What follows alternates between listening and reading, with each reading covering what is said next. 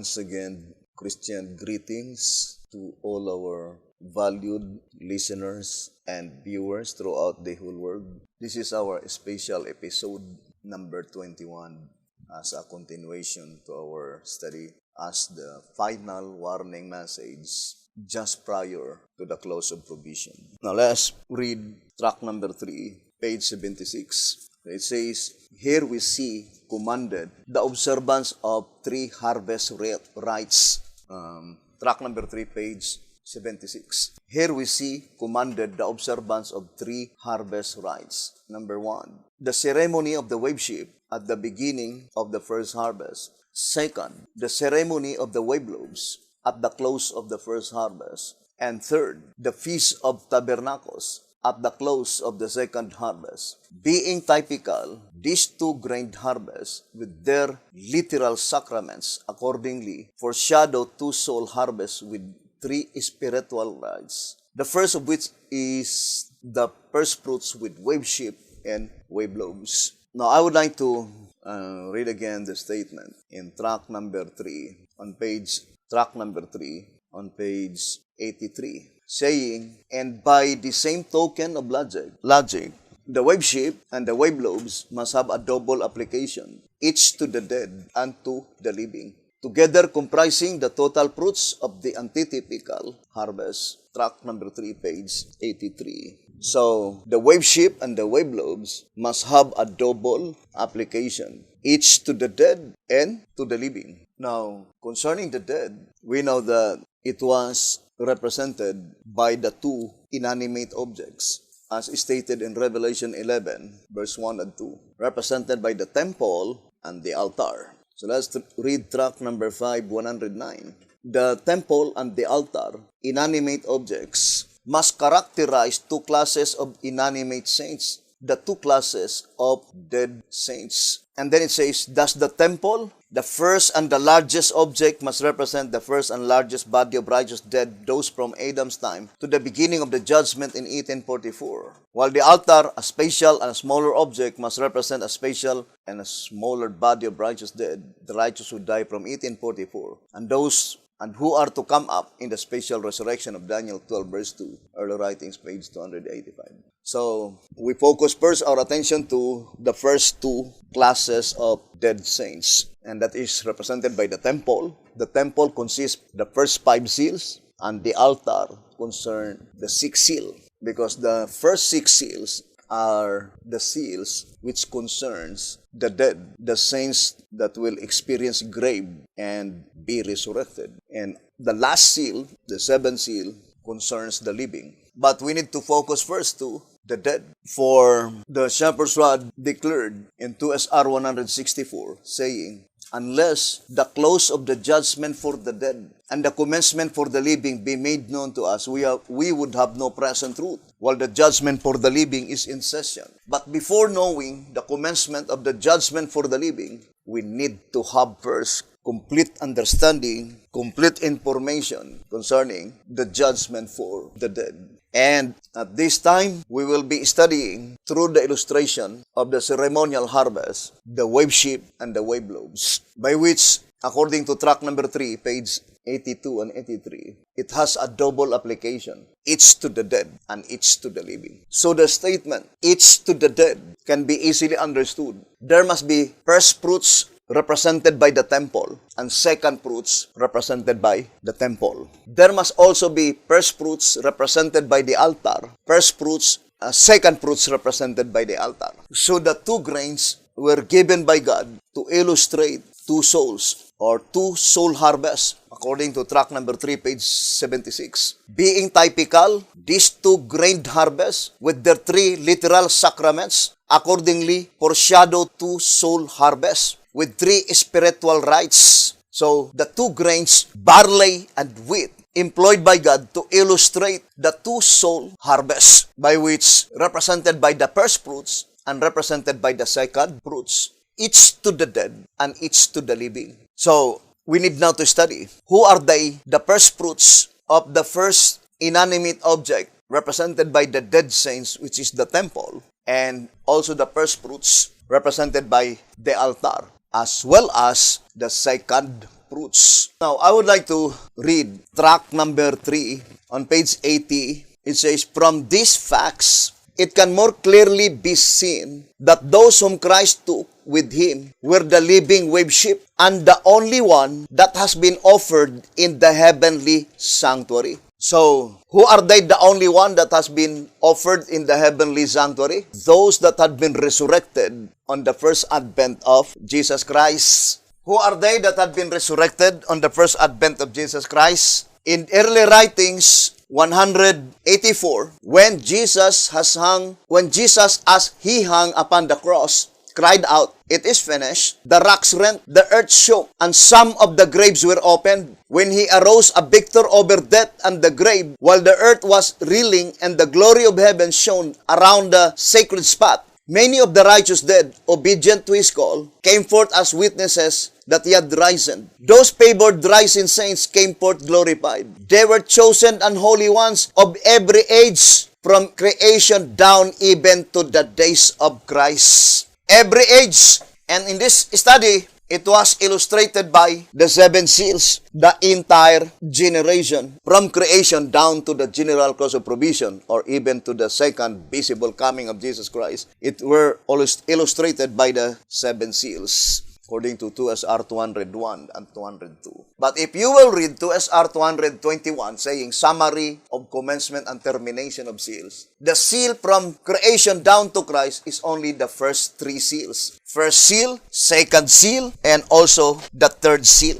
So the statement in early writings 184, saying in every age, plainly indicating that some of the resurrected saints had been resurrected, chosen from the first seal, some chosen from the second seal, and some of them are chosen on the third seal. Why 3? Because there are only 3 classes of saints to be judged in the holy place. Who are they? According to tract number 5, 109 and 110, they are the temple, the altar, and the worshippers. Because the court is no longer to be measured or investigated. Where? In the holy place. And such judicial proceedings in the holy place were illustrated by these 3 representatives. Therefore, some of them are first of the first fruits, represented by the temple, first fruits represented by the temple, first of the first fruits represented by the altar, first fruits represented by the altar, and first of the first fruits represented by the worshippers, and first fruit represented by the worshippers. By which these 3 that had been resurrected were the type, not the antitype. So, all of them are typical. Typical first of the first fruits under the temple, typical first fruits under the temple, typical first of the first fruits under the altar, typical first fruits under the altar, and typical first of the first fruits represented by the worshippers, and typical first fruits represented by the worshippers. Now, do not forget that according to tract number 3, page 80, they are the only ones that had been offered in the heavenly sanctuary. So, one of the main reason that they had been resurrected, because they have a special duty to perform in the heavenly sanctuary. And that is, they were represented by the typical first of the first fruits, typical first fruits, each to the dead and each to the living, according to the shepherd's rod, right? Now, I will no longer elaborate because we studied it several times, that such occurrence in the heavenly sanctuary began in the year 1844, because that is the focal point. According to 2SR 191, the word hereafter point forward directly to 1844. Now, let's read the old symbolic code. 3 symbolic code, 5 and 6, page 13. 3 symbolic code, 5 and 6, page 13. I would like to read first on page 12. The question is, are the first fruits of the dead also of the living? I think I need to answer directly so that to become it more easier. The resurrection that took place in the days of the first advent of Jesus Christ, first 6 a.m. Jesus Christ was resurrected at 6 a.m. and there are also together with him had been resurrected at 6 a.m. And then the second resurrection is 9 a.m. 3 hours interval. Who are they that had been resurrected in 6 a.m.? The first of the first fruits. First of the first fruits. Who are they that had been resurrected at 9 a.m.? First fruits. But who are they? The type. So the first of the first fruits that resurrected at 6 a.m. are 3 classes. 1, 2, 3. Why? Because there are three classes of saints to be judged in the holy place. First of the first fruits of the temple, first of the first fruits of the altar, first of the first fruits of the worshippers. The same with the first fruits, three classes. Remember, all of them are type. First fruits of the temple, first fruits of the altar, and first fruits of the worshippers. So, that is, brothers and sisters, three classes, each of them. So, we will focus first, the first of the first fruits under the temple. So, let us read again the statement in 3 Symbolic Code 5 and 6, page 12 and page 13. Some of those portions I no longer read because to minimize time. For example, 3 hours interval and pointing to the resurrection after Christ's resurrection. Now here on 3 Symbolic Code 5 and 6, page 12, are the first fruits of the dead also of the living? The answer would be no. There are different entities. The first fruits of the temple is not the first fruits of the altar. The first fruits of the altar is not the first fruits of the worshippers. Each of them had particular first fruits. The same with the first of the first fruits. The first of the first fruits of the temple is not the first of the first fruits of the altar. The same with the worshippers. Each of them, there must be first of the first fruits. And we are talking first the type. Who are they? Those that had been resurrected on the first advent of Jesus Christ. Those that had been resurrected at 6 a.m. and those that had been resurrected at 9 a.m. Now let us read 3 Symbolic Code 5 and 6, page 13. This query is answered in track number 3. The harvest in the illustration on page 44, of which the barley sheaf of the first fruits is pictured in type and antitype. It says, that is, the ceremonial sheaf of barley prefigured by the resurrection of Christ, the first fruits including those who arose with him. And then it says, these resurrected ones constituted the spiritual sheep which at the beginning of the judgment of 1844 was offered before the Father as a sheep offering of the living first fruits. This paragraph need to be carefully studied. First, what 1844 mentioned here? Gregorian calendar? Bible calendar. Now, all of us knew that the last month of the Gregorian calendar is December 31. Jesus Christ entered to the most holy place in Gregorian calendar, that is October 22, 1844. Of course, the next month must be November, and there are 30 days. And then December, 31 days. Of course, after December 31, the next year must be January 1, 1845.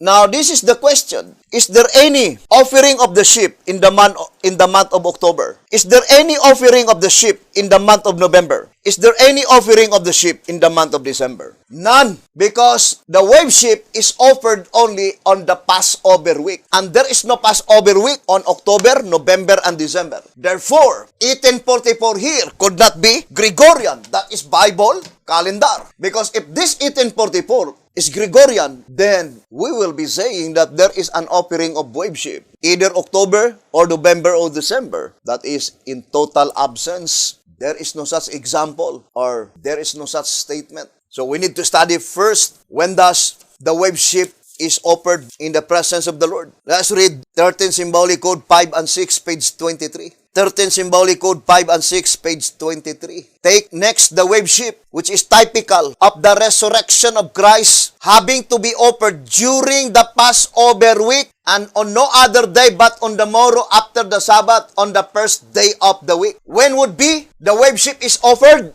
On the Passover week. And there is no Passover week on the month of October, neither November, neither December. Only on the first month of the Bible, April. Obviously, therefore, 1844 mentioned here cannot be Gregorian, but rather the Bible calendar. Let me read to you track number 6 on page 30. Track number 6, page 30. It says, the key of the interpretation to this honey is found in Revelation 10 verse 10. And I took the little book, says John, out of the angel's hand and ate it up. And it was in my mouth sweet as honey, and as soon as I had eaten it, my belly was bitter. This honey sweetness represents the joy that came to the believers in William Miller's time through their wholehearted belief that the Lord was coming to the fall of 1843 AD to take them to their home in the land that is very far off, where their eyes would see the King in his beauty. Isaiah 33 verse 17. But as the day passed and the expected event failed to materialize, then overwhelming disappointment, as depicted by the little books turning bitter, came to everyone who, in honest expectancy, yearningly anticipated that long-hoped-for journey through the starry heavens to the city, Foursquare, the capital of the earth made new. Now, brothers and sisters,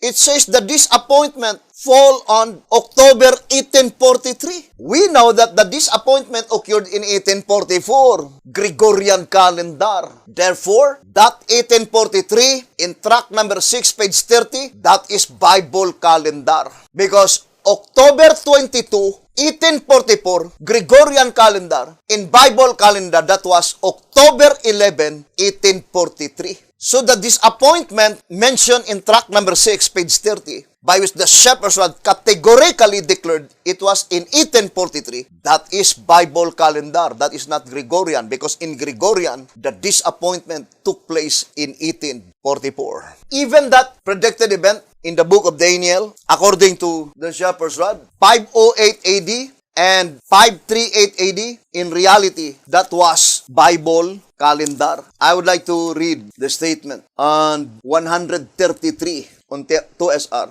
2SR 133. To ascertain the prophetic time when the seventh-day Sabbath daily and the truth sanctuary were trodden underfoot, and Sunday observance with its pagan priesthood set up in their stead, it would necessary to subtract 1,335 years from 1844, which would point back to 508 AD, dealing with the Hebrew calendar. So 508 AD, 538 AD, 1844, that is dealing Hebrew calendar or Bible calendar. Now let us go back to that statement in Three Symbolic Code. Let's go back again to the reading given by the words of inspiration. Three Symbolic Code 5 and 6, page 13. That it was in 1844 by which the sheaf of barley was offered in the presence of God the Father. The sheaf of barley, meaning the first of the first fruits. So let us now concentrate on that sanctuary service concerning the first harvest rite. Let us read track number 3. Track number 3 on page 76. Let us read. Being of cut stalks of grain, the wave sheaf signified fruits to be harvested. It says, so the wave sheaf, one of the significance of the wave sheaf is a signal that the fruits are to be harvested. And as the sheaf was to be offered before the sickle was put to the grain and gathered into sheaves, it obviously pointed forward to a spiritual harvest of first fruits to be gathered. So there are two significance, hoping that you could help me. The significance of the offering of the wave sheaf. The significance of the offering of the wave sheaf. Number 1, the wave sheaf must be offered in the presence of the Lord in order to harvest the wheat. Second, the wave sheaf must be offered in the presence of the Lord in order to gather the barley that had been harvested. So that is the significance of the waving of the wave sheaf. There are two significance. First, it is signal that God authorized them to harvest the wheat, or God permitted them to harvest the wheat. And the second significance is that they were already allowed and permitted by God to gather the barley that had been harvested. So those are the two significance of the waving of the wave sheaf, which is the first of the first fruits. Now, we know that the wave sheaf must be offered in the presence of the Lord on the first day of the week. Let us make a principle again. When does the wave sheaf will be offered? When does the wave sheaf will be offered? Number 1, it must be offered on the special day of the week. And that is on the first day, which is commonly called Sunday. Second, it must be offered during the celebration of the Passover week. Third, it must be offered on the first Sunday after the 15th of April. So that is the three divine principles by which the worship must be offered. And since there are 7 patterns of Bible calendar, there must be a year by which the worship is offered on the 2nd day of the feast, 3rd day of the feast, 4th day of the feast, 5th day of the feast, 6th day of the feast, 7th day of the feast, 8th day of the feast. There is no celebration by which the worship will be offered on the first day of the feast, because it must be the first Sunday after the 15th, not the 15th itself. So there are only 7 different patterns by which the worship is offered. 2nd day of the feast, 3rd day of the feast, 4th day of the feast, 5th day of the feast, 6th day of the feast, 7th day of the feast, and 8th day of the feast. Do we have that Bible pattern? From pattern number 1, we have that diagram. It was offered. Okay. Pattern number 1, the worship is offered on the 5th day of the feast. What is the first day of the feast? 15, 16, 17, 18, 19. Therefore, that is April 19. Put it April 19. 15, 16, 17, 18, 19. April 19, Sunday. Now, pattern number 2, the worship is offered on the 2nd day of the feast. That is April 16, Sunday. Now, pattern number 3, 6th day of the feast. That is April 20, Sunday. Pattern number 4, 3rd day of the feast. So that is 17, April 17, Sunday. Pattern number 5, 7th day of the feast. So that is April 21, Sunday. Pattern number 6, 4th day of the feast. That is April 18. That is the Bible pattern of calendar by which Jesus Christ was resurrected. April 18, Sunday. Then pattern number 7, 8th day, that is April 22, Sunday. So those are the 7 patterns of Bible calendar by which the worship is offered in the presence of the Lord. If that year is pattern number 1, the sheep will be offered on the 5th day of the feast. If that year is pattern number 2, it must be on the 2nd day of the feast. If that year is pattern number 3, that is 6th day of the feast. If that year that is pattern number 4, that is 3rd day of the feast. If that year is pattern number 5, that is 7th day of the feast. If that year is pattern number 6, 4th day of the feast. For example, the year by which Jesus Christ was resurrected, 31 AD, that is pattern number 6. That is why Jesus Christ was resurrected on April 18, Sunday. If that year is pattern number 7, that is 8th day of the feast, April 22. So, that is the 7 patterns of the Bible calendar by which the worship is offered in the presence of the Lord. Now, let us now study closely, brothers and sisters. What is the type? The type is the resurrection of Jesus Christ. That is pattern number 6. So let us read again the statement in tract number 3, 1934 edition. So let's read on page 66 or page 6 on the 3rd edition. It was during the 40 days of Christ's personal presence with his disciples from his resurrection to his ascension that the first fruits, the 120, were gathered in. His presence among them has a deep meaning, and it should be understood by every disciple of Christ. If these 40 days have no other significance, they certainly bear the thought of his personal care over the ingathering of the fruit. But shall we say this vigilance was true only during his short stay with his laborers in that particular time? Such thought would not entertain the truth of his being the only Savior from everlasting to everlasting. Lo, I am with you always, even unto the end of the world. Matthew 28 verse 20. Is he not the same vigilant Savior of the Old Testament as well as the New? Indeed, moreover, his personal care in gathering his people in those 40 days, which we see to be a type of his supervision of the ingathering of the fruits in every generation, should therefore reveal that he is the Lamb slain from the foundation of the world and the Good Shepherd in all ages. So what a wonderful statement. Brothers and sisters, that in this we can declare that Christ is all in all. I remember that statement in tract number 8 on page, let me see.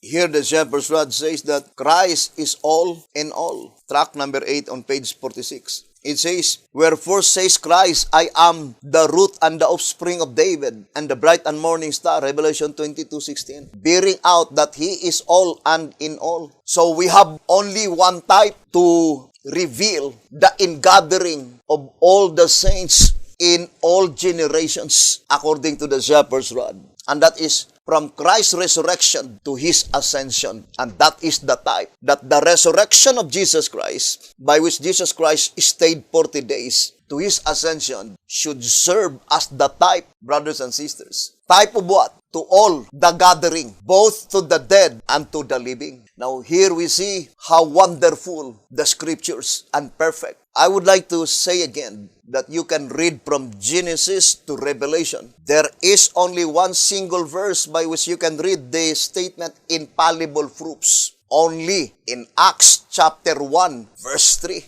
Only in Acts chapter 1 verse 3. But the question is, why is it that it is in verse 3? And why is it that it is in chapter 1? Because the occurrence on the resurrection of Jesus Christ revealed four entities. The resurrection of Jesus and the resurrection of the three selection from the first three seals. Those that had been resurrected on the first seal, second, and third. But why is it that in tract number 3, page 86, it says the 40 days in Acts chapter 1, verse 3 and 9. Why is it that it is in verse 9? Because it points out to the second resurrection at 9 a.m. 3 hours interval from 6 a.m. 3 hours interval, 9 a.m. And that is also the very hour by which the 120 disciples received the Pentecost at 9th hour or 9 a.m. Although in ancient timepiece of clock, that is 3rd hour. But in our modern timepiece of clock, that is 9 a.m. Very significant, right? Number 9.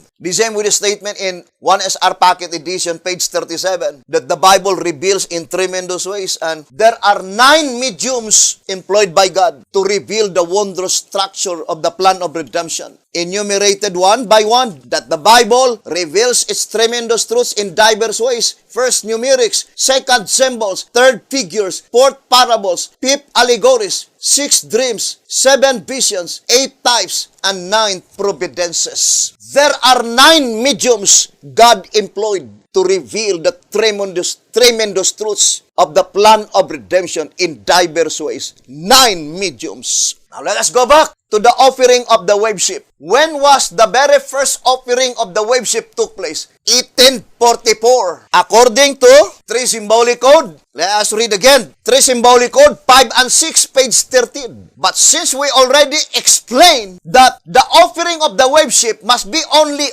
on the Passover week, according to the shepherd's rod, according to the Bible, according to the writings of Ellen G. White. Therefore, the 1844 mentioned here cannot be the Gregorian, because when Jesus Christ entered to the most holy place, the Gregorian calendar in 1844, there are only 3 months that had been left. October, November, December. And after December 31, that is January 1, 1845. And there is no such occurrence by which God commanded His people to offer wave ship offering on the month of October, neither on the month of November, neither on the month of December. Then absolutely, therefore, this 1844, it is Bible calendar, not Gregorian. Because we already read in tract number 6, page 30, that the disappointment took place in 1843. And you might say, B.T. Hotep was mistaken. No, B.T. Hotep is familiar that the disappointment took place in 1844. But that is Gregorian calendar. In Bible calendar, 1844 is 1843. And also, perfectly corroborating to that statement, I would like to read. Let's read. 1SR Packet Edition, page 71. 1SR Packet Edition, page 71. In some instances, the coincidental events may, according to our present calendar, appear to be a year ahead or a year behind, due to the fact that the first month of the Mosaic calendar falls in the 4th month of the present calendar year. 1SR Packet Edition, page 71. So that statement is absolutely correct that the Bible calendar and the Gregorian calendar is only 1 year behind or 1 year ahead. You see, Gregorian 1844, Bible 1843. 1 year behind, 1 year ahead, or 1 year earlier than the other. So that statement in 2SR 255, 256, let us enumerate. Earlier than the other. So let us place the word earlier than the other. Earlier than the other. Number 1, 1 year earlier than the other. Number 2, 1 month earlier than the other. Number 3, 1 day earlier than the other. Number 4, I don't know how to use the correct grammar. 1 date earlier than the other. Concerning the date, for example, October 11, the other is October 10. So, 1 date earlier than the other. So, those are the 4 earlier than the other. Although, we will focus that on as we proceed. Let us go back again to the very first offering of the wave ship in 1844, by which that 1844 is Bible calendar, not Gregorian. Now, we will show to you our first diagram. So, to help the brethren. So, 237.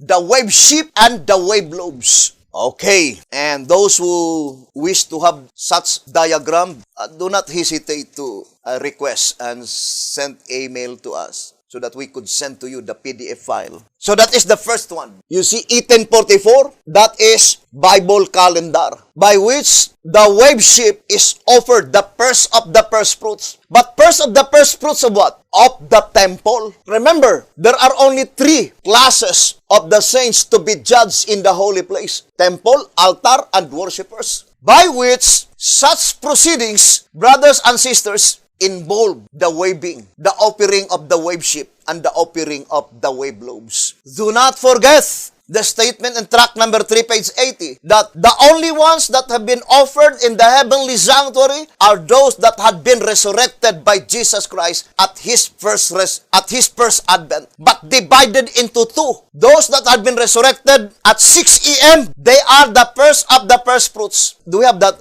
enumeration? Did I give? The resurrection at the first advent of Jesus Christ. Let us first, to benefit our brethren who are following this program. The resurrection on the first advent of Jesus Christ. Number 1, 6 a.m. On 6 a.m., April 18, Sunday, those that had been resurrected, April 18, 31 AD. I think it's beneficial. 31 AD. Okay. Those that had been resurrected together with Christ's resurrection, they are the first of the first fruits. The first of the first fruits are divided into 3. Number 1, the first of the first fruits, those that had been resurrected, chosen from the generation under the first seal, from 4000 BC to 2344 BC. Open and close parenthesis, C2SR 221. Number 2, the first of the first fruits, those that had been resurrected from the generation under the second seal, from 2344 BC to 1921 BC. Third, the first of the first fruits, those that had been resurrected from the generation under the third seal, from 1921 BC to 31 AD. Okay. Then, the second resurrection. Number 2, 9 a.m. Those that had been resurrected after Christ's resurrection at 9 a.m., April 18, 31 AD. They are the first fruits. Period. The first fruits are divided into 3 classes. Number 1, the first fruits, those that had been resurrected at 9 a.m., April 18, 31 AD, Sunday, chosen from the generation under the first seal, from 4000 BC to 2344 BC.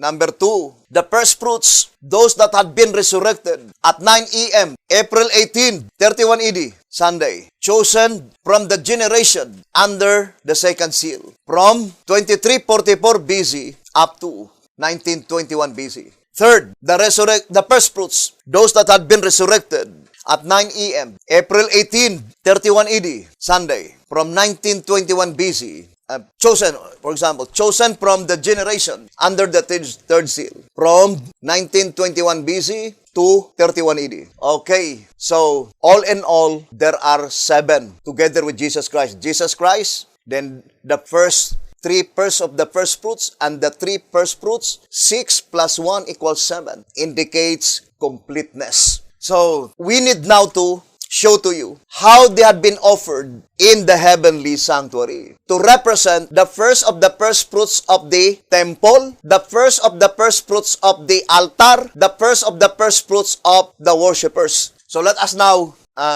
categorize another description. The typical first of the first fruits. So, the typical first of the first fruits. Number 1, those that had been resurrected at 6 a.m., April 31, April 18, 31 AD rather. April 18, 31 AD, the chosen from the generation under the first seal, from 4000 BC to 2344 BC, are the representatives as the first of the first fruits of the temple. Second, those that had been resurrected at 6 a.m., April 18, 31 AD, the chosen from the generation under the second seal, from 2344 BC to 1921 BC, are the representatives as the first of the first fruits of the altar. Number 3, those that had been resurrected at 6 a.m., April 18, 31 AD, the chosen from the generation under the third seal, from 1921 BC to 31 AD,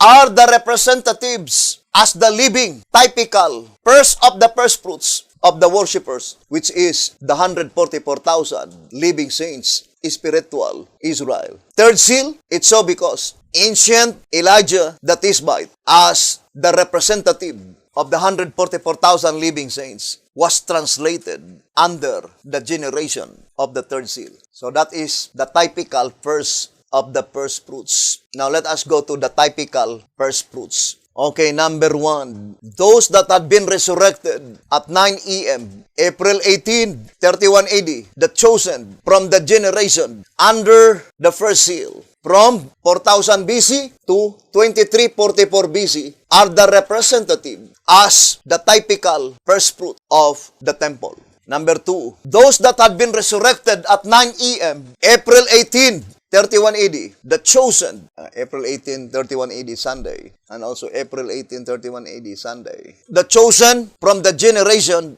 under the second seal, from 2344 BC to 1921 BC, are the representatives as the typical first fruit of the altar. Number 3, those that had been resurrected at 9 a.m., April 18, 31 AD, Sunday, the chosen from the generation under the third seal, from 1921 BC to 31 AD, are the representatives as the living type of the first fruits of the worshippers, which is the 144,000 living saints, spiritual Israel. Thank you very much. So, hoping that those enumeration could help us in our study to make it even more easier for us to comprehend these precious truths. So, let's go back to our diagram, the wave shape and the wave lobes. So, if you could see at the bottom, April 31 and May 31, that is the type. That is pattern number 6. That is the type. And that typical event, the waving of the ship, is pointing first to the prototype, pointing to the two inanimate objects, temple and altar. And since the shepherd's rod already told us that the very first offering of the wave ship took place in the year 1844, 3 symbolic code 5 and 6, page 13. And we already explained to you that 1844 cannot be Gregorian because that offering of the wave ship, of course, it is Jesus Christ who will offer that wave ship in the presence of God the Father. Jesus Christ entered to the most holy place October 22, 1844, Gregorian calendar. And the remaining months of the Gregorian calendar is only October, November, and December. And there is no such occurrence that God commanded His people to offer the wave ship on the month of October, neither on the month of November, neither on the month of December. Of course, January on Gregorian calendar, that is already another year, 1845. Absolutely, therefore, 3 symbolic code, 5 and 6, page 13, that must be Bible calendar. And we have such divine clue because in track number 6, on page 30, it says that the disappointment took place in 1843. Therefore, it could not be Gregorian because in Gregorian calendar, the disappointment took place in 1844. Then absolutely, that statement in track number 6, page 30, is pointing to the Bible calendar because according to 1SR, Packet Edition, page 71, the Bible calendar and Gregorian calendar is 1 year ahead and 1 year behind. Sometimes, the Bible calendar is 1 year ahead and the Gregorian is 1 year behind. Sometimes, the Bible calendar is 1 year behind and the Gregorian is 1 year ahead. According to the statement in 1SR Packet Edition, page 71, which is absolutely perfect because in 1844 the Bible calendar is 1 year behind and the Gregorian calendar is 1 year ahead. The one is 1843, the other is 1844. Although it points out to the same day, only the figure of number. Because October 22, 1844, when Jesus Christ entered to the most holy place, supposed to be in, if that is Bible calendar, that is October 11. Now, so we already found out, because in reality, Bible prophecy must be reckoned by Bible calendar. And it was even stated in 2SR 133. It says 508 AD, 538 AD, it says dealing Hebrew calendar or dealing Bible calendar, not Gregorian. So that 538 AD, that 1798 AD, no, that is not Gregorian calendar. That is Bible calendar. So without the restoration of the Bible calendar, it utters the impossibility that we could be able to trace down and to trace forward, brothers and sisters, the Bible time prophecy. More particularly, the 6,000 years prophecy. Why is it that the 6,000 years prophecy is very important?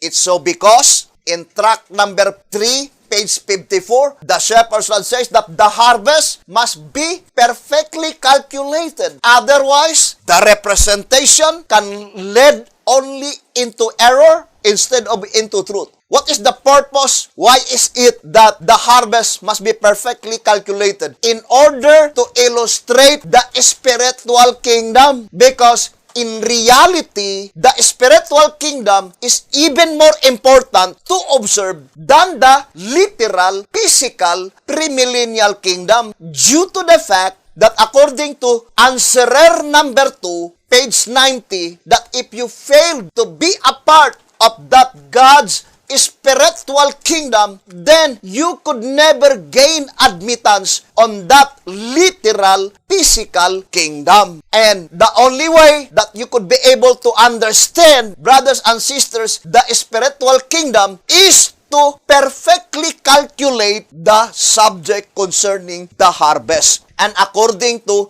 one symbolic code, number 14, page 11. Now, brothers and sisters, in one symbolic code, number 14, on page 11, it says that harvest is the last part of provisionary time. Harvest is the last part of provisionary time. And then in track number 3, 1934 edition, on page 71, it says that there are 6,000 years of provisionary time. And when does that 6,000 years will begin? From the fall of man, or from the time when Adam and Eve were fallen into sin. Therefore, in order for us to ascertain clearly the period of the harvest, we need to perfectly calculate the 6,000 years prophecy, because the last part of that 6,000 years prophecy is the harvest. Harvest of what? There are two sections of the harvest. Harvest of the first fruits and harvest of the second fruits.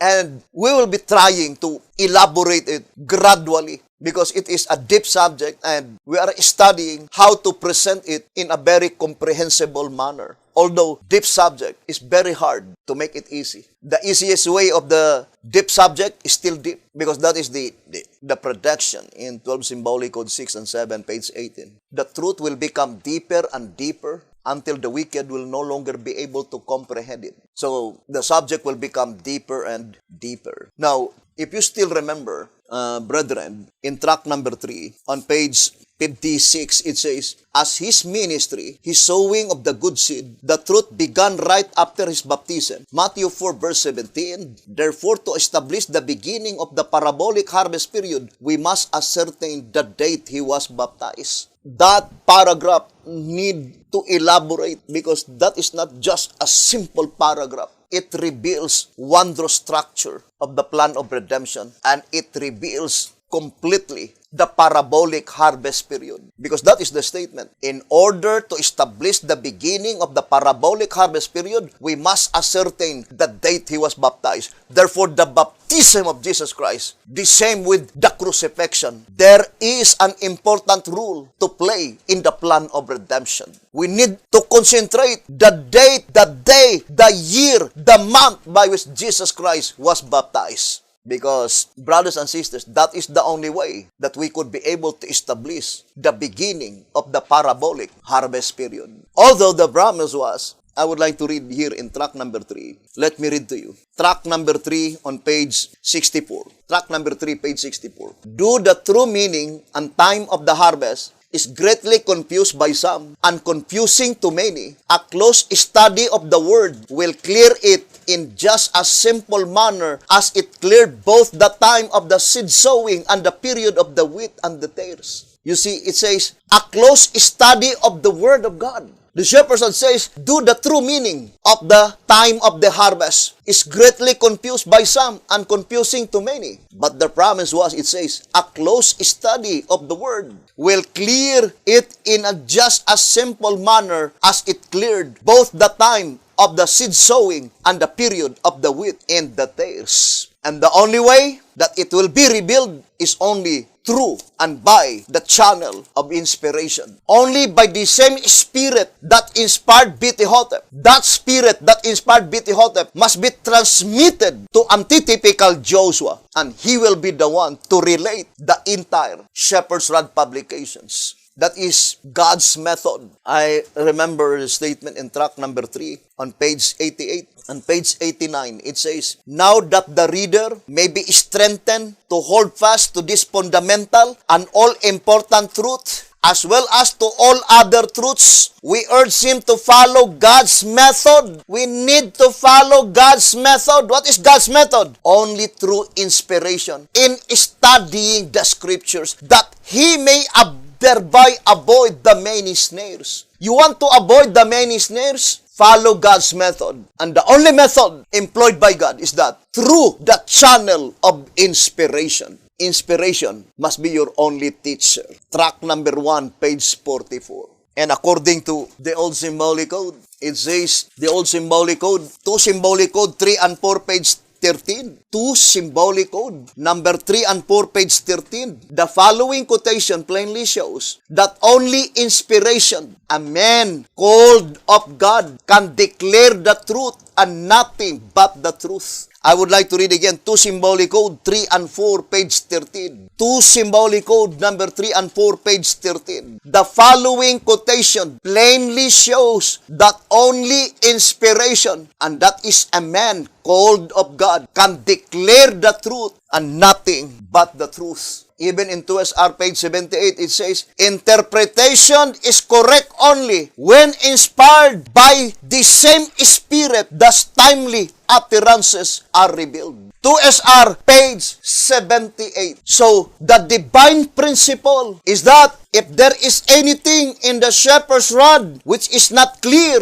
only B.T. Hotep himself, the writer of the Shepherd's Rod publication, should be consulted concerning it if he is living. Answerer number 1, page 47. This rational sequence consistently concludes that when a point in one's writings is not clear, then only the writer himself should be consulted concerning it if he is living. Who is the writer of the Shepherd's Rod? B.T. Hotep. Therefore, B.T. Hotep himself should be consulted concerning it if B.T. Hotep was still alive. But since B.T. Hotep was already dead, it says, otherwise, only the same spirit of inspiration, the original author of the writings, can clarify whatever is involved. The original author of the shepherd's rod is God himself, because it is called the rod of God. Therefore, only by the same spirit of inspiration that inspired B.T. Hotep can clarify whatever is involved in the shepherd's rod publications. And that is the predicted antitypical Joshua. The rod of God taken from the hand of Moses passed into the hands of Joshua.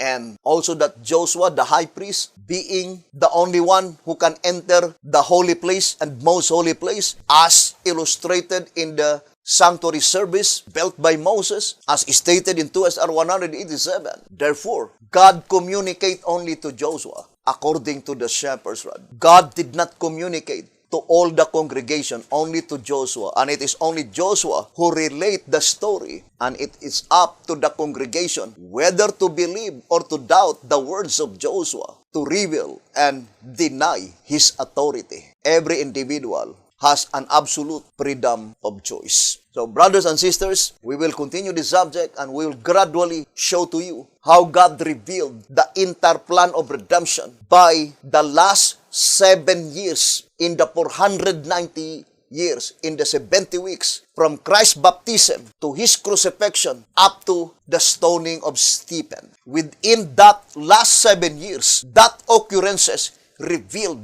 the entire plan of redemption in Christ's mediatorial work in the heavenly sanctuary, by which, according to the great controversy 489, that the intercession of Christ in man's behalf in the sanctuary above is as essential to his death upon the cross. And the plan of redemption, the plan of salvation, had been laid down by God from his crucifixion, but it was completed in heaven to Christ's mediatorial work in the heavenly sanctuary. And that is the very message that we are informing, giving information to all the living saints that had been scattered throughout the whole world.